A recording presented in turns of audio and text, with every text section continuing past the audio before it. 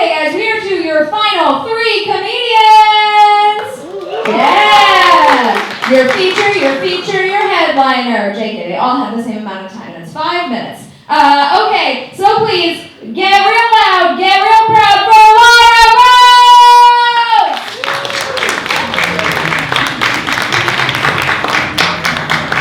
Good evening, everybody. So Chicago's gotten a little bit dangerous lately, hasn't it? Not that it wasn't always before, but lately we've had this string of smash and grab robberies on Michigan Avenue at some higher-end stores.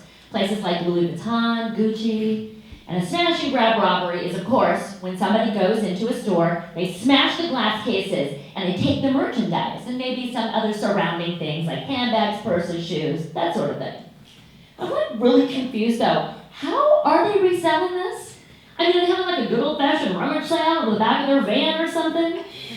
Some guy coming up there going, hey man, I'm looking to score. They told him that you can hook me up. Oh yeah, sure, no problem, man. Come on over here. Just so happens I'm having a fashion show out of the back of my van. Yeah. Let me hook you up with some merchandise, okay? First, let me start out by showing you this versatile Louis Vuitton handbag. Now, this handbag's going to take you from day to night just by changing the shoes that you're wearing. You know what I'm saying? Or maybe you prefer the 1960s Gucci retro purses. Yeah, they come with a silk scarf in case you want to tie your hair back on those windy days. Know what I'm saying with that? No, man, look, I was just looking to buy some crack. Oh, no, you misunderstand. We don't sell drugs. We just behave and act this way as our cover so that we can pursue our passion for fashion. You know what I'm saying with that? Now, we gonna get down to some business or what? You gonna buy that cross-body messenger handbag? Am I gonna have to mess you up today? Now, I live in the Gold Coast area of Chicago, and in the Gold Coast area, it may be a little, traditionally a little more safe or maybe a little less crime. I don't know, when I come down from my penthouse, I don't know what to do with criminals. So I'm at the Red Line train station, and I'm on the train platform. And this guy comes down, and he's got a switchblade knife. I know, right? Now, what I've noticed about Gold Coast criminals is that they usually mess up the scary part of the crime, and they replace it with something weird. So this guy with a switchblade knife, it turns out, he's not actually the criminal. He's just defending himself. Because about 2 seconds later, this group of guys comes down there, and they're knocking over garbage cans, they're yelling, they're just like generally freaking everybody out. And then they pull out their weapons of choice. And their weapons of choice were pancakes. And by pancakes, I literally mean pancakes. Like you would eat for breakfast?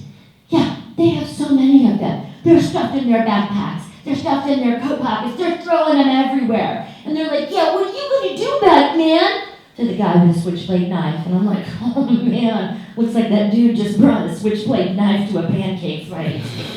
He's in trouble. All I can say is thank goodness that those pancakes, they didn't have any syrup on them.